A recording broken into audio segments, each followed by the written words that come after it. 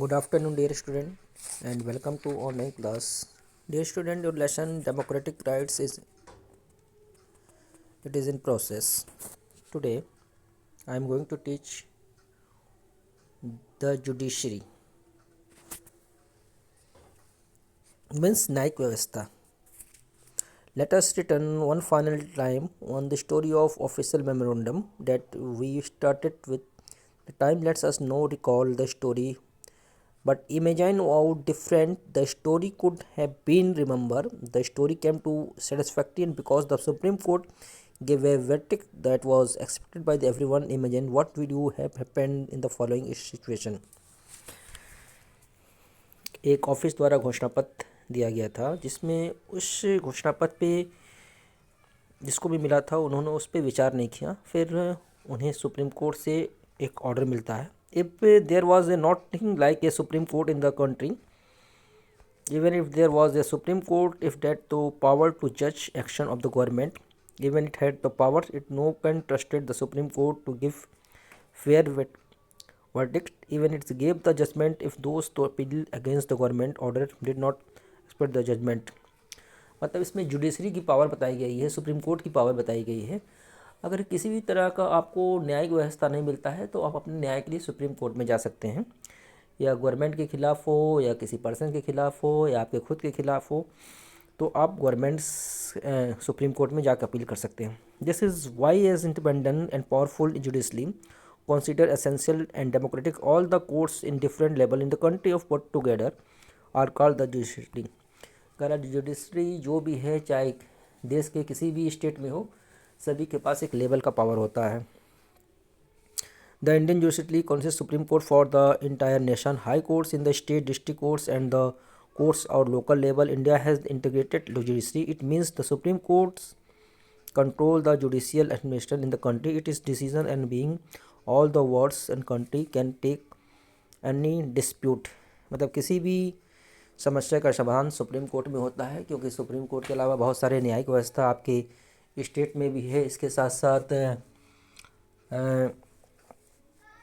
जितनी भी जुडिशरी से high court, district court and local courts जो भी है, ये सुप्रीम कोर्ट के अधीन रहते हैं.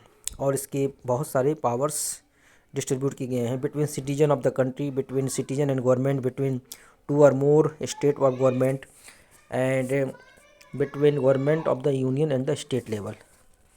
तो ये जुडिशरी की पावर है. इसके बाद देखिए step to ensure independence of judiciary. Judiciary के पास क्या क्या स्टेप होते हैं. तो इसमें सबसे पहला है separation of judiciary from the executive and legislative. Judiciary in India is neither a branch of the executive nor a hand of the legislator. It has the independent under the constitution. It enjoy full autonomy in its working. Judiciary के पास अपना एक full power होता है. Constitution से ये constitution के तहत एक के पास एक अपना अलग पावर होता है, और इसमें ये अपने आप को स्वतंत्र रखते हैं किसी भी लेजिस्लेटर और के खिलाफ अपील करने के लिए. अपॉइंटमेंट ऑफ जज बाय द प्रेसिडेंट. दूसरा कह रहा है the method of appointment of जज has been very sound. The जज of the supreme Court and High Court are appointed by the president, while the case of appointment of the chief justice, the practice appointed in the senior most judge, the highest of followed in the case of subordinate courts, just recruited through the competitive examination.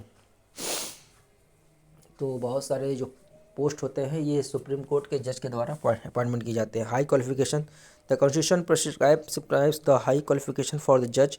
A person eligible for a judgeship is the Indian citizen must have experience ए जज of the high court for at least 5 years. जो भी supreme court के जज बनते हैं वो भारत का नागरिक होना चाहिए और उनकी क्वालिफिकेशन हाई होनी चाहिए.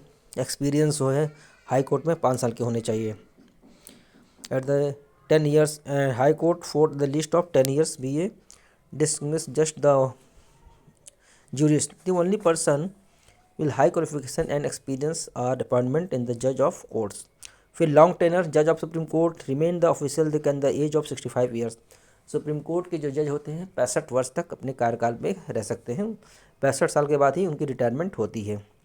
Security of service. द जज in India enjoy good security of service. No जज can be removed for the office expect a very difficult process of impeachment. मतलब किसी भी जज को उनके सर्विस के दौरान हटा नहीं सकते हैं। अगर उनको हटाना है तो इम्पीचमेंट की प्रक्रिया होती है, जो बहुत ही एक कठिन प्रोसेस होता है, जिसको बोलते हैं महाभियोग। High salary, every judge of the Supreme Court gets a high salary. Besides, each judge is entitled to resident and accommodation, medical and allowance, and service other peaks salary and allowance. Judge of the cannot be reduced during the terms and accepted of the situation of a financial emergency in the country. इनकी salary जो है बहुत अच्छी होती है। Provision of practice and retirement, a जज of the supreme court is prohibited to practice before any court of any authority in India. और ये किसी भी रिटायरमेंट के बाद ये किसी भी कोर्ट में प्रैक्टिस कर सकते हैं। Power to punish to contempt of court, courts in India has been the power of punish all case of involving contempt of court. The supreme court can punish any institution of person who is the found guilty of the contempt. Vast jurisdiction of the power of the judicial review. Judiciary in the India enjoy vast jurisdiction if expert the guardian interpreter of constitution, the protector of fundamental rights in the people and the arbitral dispute between the union and the state. It has the power determine the constitutional validity of every law. और इनके पास एक जुडिकेशन powers होते हैं जो हर एक constitution के तहत वो अपील कर सकते हैं। It can be reject any law in the case of found in the against the constitution of India. India judiciary is no any subsequent the other two organs the government to decision bind all the such as the power position help the judiciary to maintain independence. Thus the constitution of India importance incorporates all such features all the consider essential and the president of the independence of judiciary. Thank you. Have a nice day.